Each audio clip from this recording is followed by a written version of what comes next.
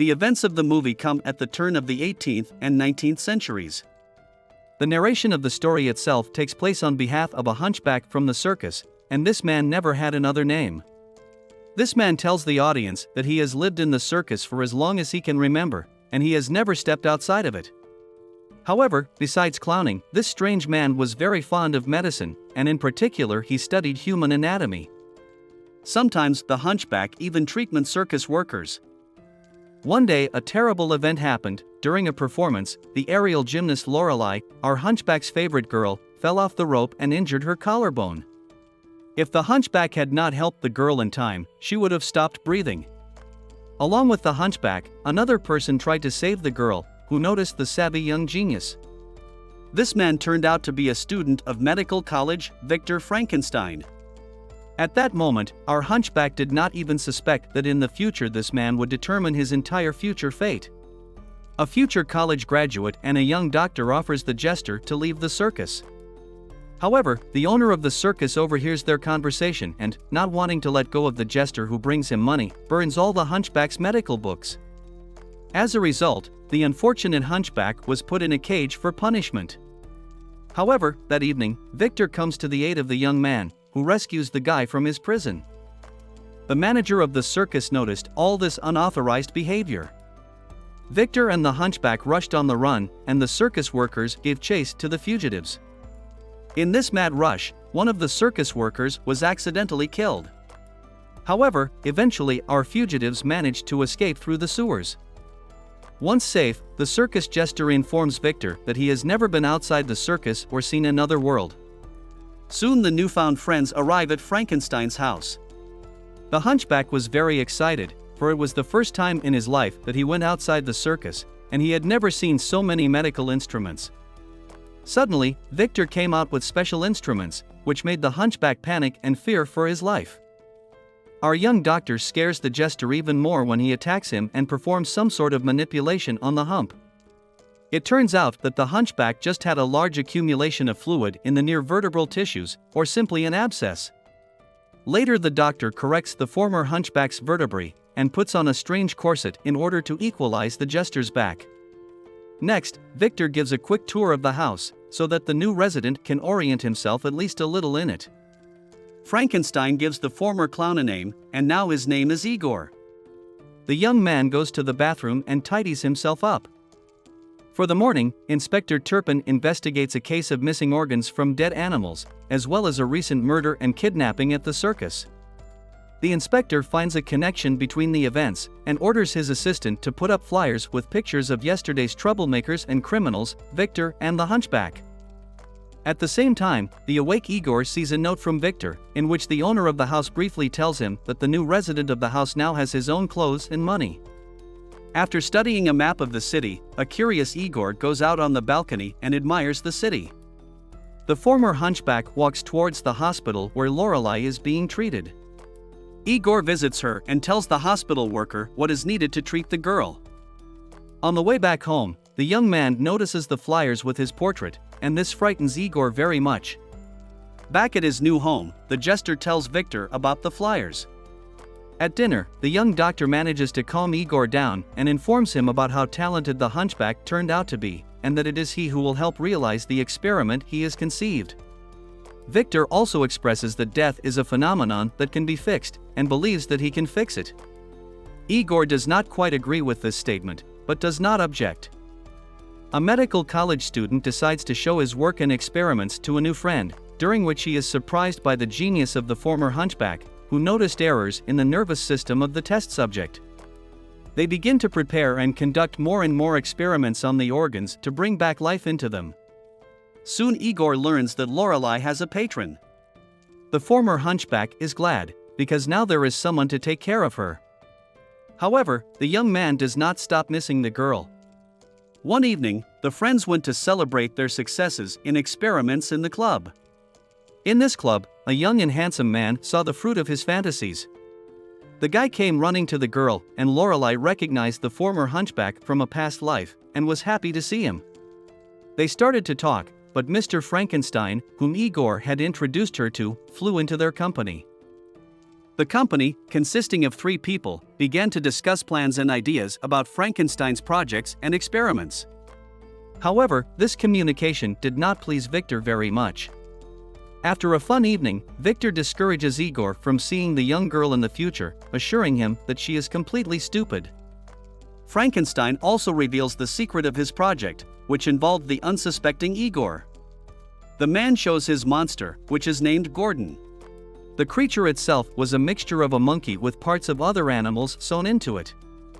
Frankenstein electrocuted the creature, and it began to come to life.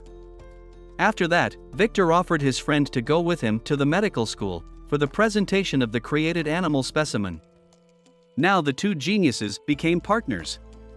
And the very next morning there is a demonstration of the monster in an educational institution, to which Lorelei also came, at Igor's request. However, many people present at this presentation, this experiment only scares away, because they believe that it is only a useless pile of rotten meat. Everyone leaves, for no matter how much current our scientists put in, the creature remains motionless. However, in the end, after letting in a huge current charge, the creature woke up and began to tear up the college auditorium and attack Lorelei in the process. In the end, the experiment failed, but it impressed the wealthy Finnegan. The man offered the experimenters cooperation and sponsorship in return for creating a new monster. Victor immediately agreed, but Igor was not thrilled with the idea. As a result, there was a misunderstanding between the friends, and Victor yelled at Igor. At the same time, the inspector continues his investigation and arrives at the scene of the incident at the college. Later, the inspector also goes to Frankenstein's house and discovers that Igor may have been a hunchback. Turpin threatens to get a search warrant for Victor's house. However, as we learn later, the inspector's superiors do not issue a search warrant, believing Turpin's arguments to be complete nonsense. Soon after that, Igor meets Lorelei, and the girl tries to reason with the man, telling him that the eyes of the creature in the college were completely empty, and there was no life in them. The girl tries to convince Igor that all these experiments must be stopped. But Igor remains loyal to his friend, Victor. Sometime later, an angry father comes to Frankenstein's house and tells his son that his theories and experiments are unsuccessful and failing. The father also notes that he was very upset by the news of his son's expulsion from college. Victor tries to prove the correctness of his theories and brings the idea that these experiments are very important and they can lead to new discoveries in science. However, these excuses only make the father even more upset that he slaps his son out of anger.